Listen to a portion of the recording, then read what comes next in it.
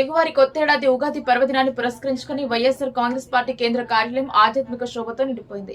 Party అధ్యక్షుడు YS Jaganmohan Reddy, YS Bharati దంపతులు ఈ వేడుకల్లో పాల్గొని రాష్ట్ర ప్రజలకు శుభాకాంక్షలు తెలియజేశారు.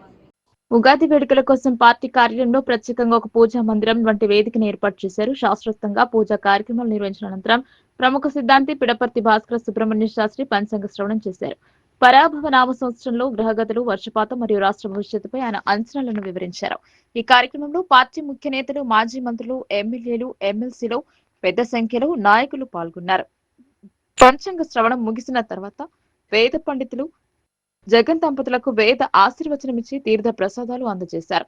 ఈ సందర్భంగా జగన్ సిద్ధాంతి పిడపర్తి భాస్కర సుబ్రహ్మణ్య శాస్త్రితో పాటు వేద పండితులను శాలువాలతో ఘనంగా సన్మానించారు. ప్రజలందరికీ ఉగాది శుభాకాంక్షలు కార్యక్రమం అనంతరం జగన్ మాట్లాడుతూ రెండు తెలుగు రాష్ట్రాల్లోని ప్రజలందరికీ, పార్టీ శ్రేణులకు, అభిమానులకు హృదయపూర్వక ఉగాది శుభాకాంక్షలు తెలిపారు.